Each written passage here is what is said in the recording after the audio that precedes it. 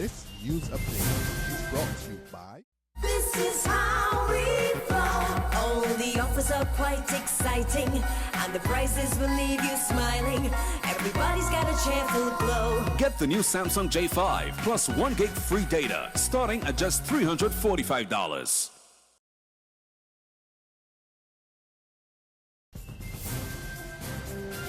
It's Wednesday, January the 6th, 2015, and this is your Barbados Today morning news update. I'm Emmanuel Joseph. Thanks for joining us.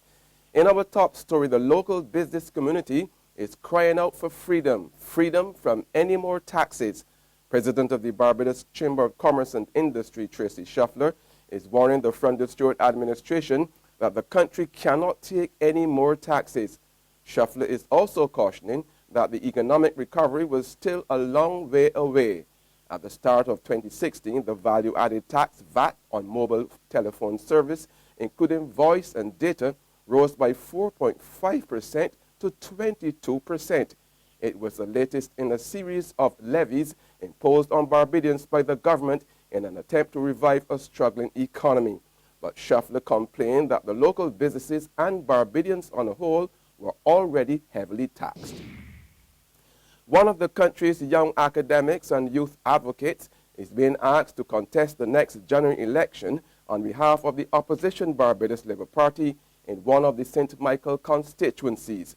But while government statistician and president of the BLP's Young Socialists, Asokori Beckles, is not ruling out serving his country through elective politics, he has made it clear that canvassing is not his focus right now.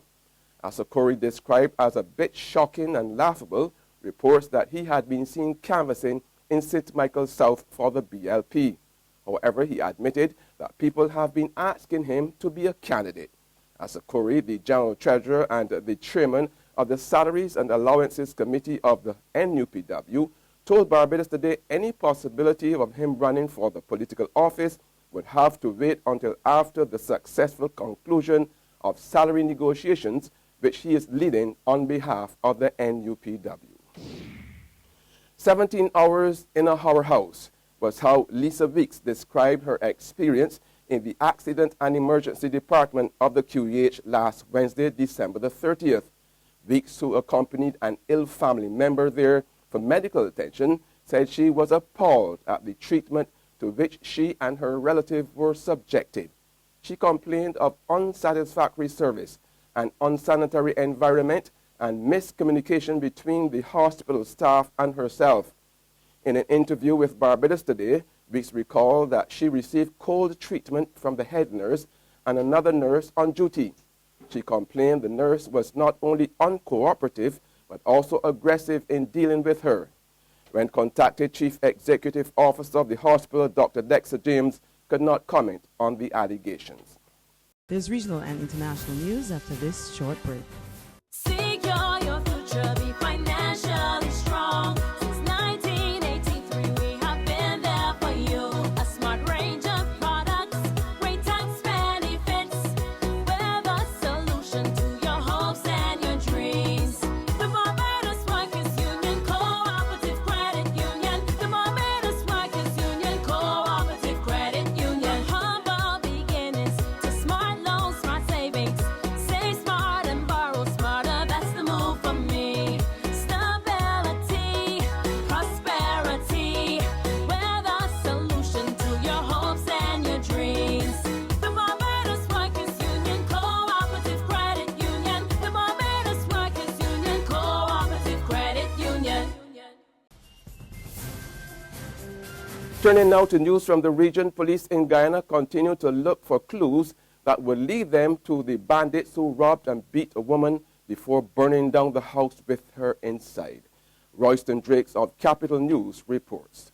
Hope West Coast Babis residents are peeved this evening with the Guyana Police Force and Fire Service after a villager perished in a fire set by bandits. There is Anita Bachan, 49. She met a painful death after two bandits reportedly invaded and robbed her home, then set the building on fire. Residents said the ordeal started just around 2 Sunday morning when two cutlass bandits stormed the home demanding cash and jewelry. The woman's son managed to escape with chop wounds. A neighbor recalled what was told to him about the incident. Then start to beat them. Okay.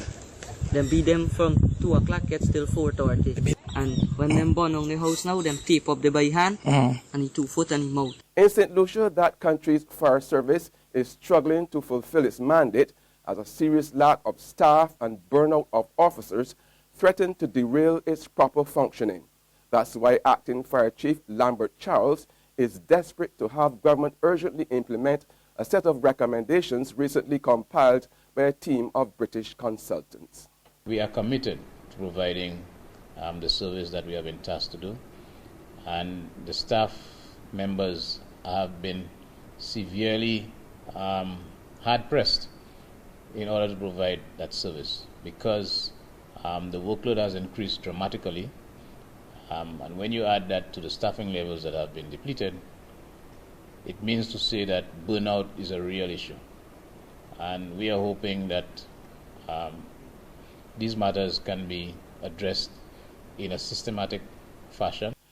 And now to the big story on the international scene. An emotional U.S. President Barack Obama has unveiled new restrictions on gun purchases at the White House, saying the constant excuses for inaction have to stop. Obama has outlined his plans for executive action, which focus on background checks. Anybody in the business of selling firearms must get a license and conduct background checks or be subject to criminal prosecutions. We're going to hire more folks to process applications faster. We're going to do more to help those suffering from mental illness get the help that they need. We're going to boost gun safety technology.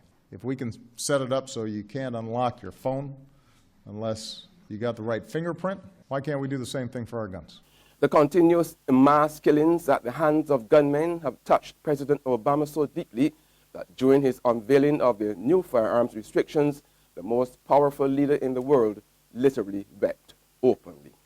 Our unalienable right to life and liberty and the pursuit of happiness, those rights were stripped from college kids in Blacksburg and Santa Barbara and from high schoolers at Columbine and from first graders in Newtown.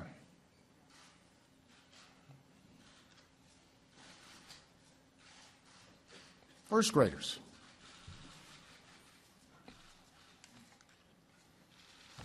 And from every family who never imagined that their loved one would be taken from our lives by a bullet from a gun.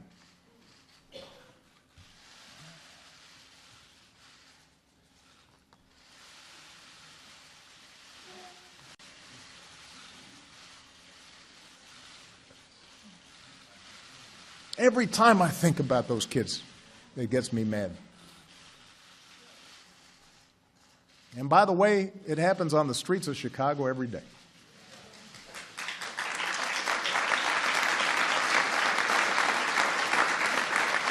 So, all of us need to demand a Congress brave enough to stand up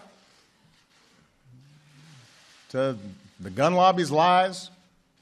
All of us need to stand up and protect its citizens. All of us need to demand governors and legislators and businesses do their part to make our communities safer. And finally, this story. An Indian teenager scored more than 1,000 runs in a single innings to set a new world record in schools cricket. 15-year-old Pranash Dhanawade's school won the match by an innings and 1,382 runs after declaring at 1,465. More in this report. Indian schoolboy has become the first player to score over 1,000 runs in one innings, in the process breaking a 117-year record. Pranav Dhanawade scored 1,009 not out, playing for Gandhi High School in an under-16 inter-school tournament. He made the record tally in only 323 balls. The previous highest score in any form of the game was 628, set by an Englishman, Arthur Collins, in 1899. Dhanawade hit a mammoth 59 sixes during the match. Even the great Sachin Tendulkar has commented on the achievement and congratulated the teenager. And on that note, we end our Barbados Today morning news update. However, you can join us again this afternoon. Until then, remember to log on to www.barbadostoday.bb, subscribe to our e-paper email updates, or like us on Facebook. You can also catch us on Izumi Media in bus terminals or screenplay at supermarkets and gas stations near you. Also tune into Channel 101 on Flow TV and to Mix 96.9 FM to get all the latest news and sports. I'm Emmanuel Joseph. Have a fantastic day.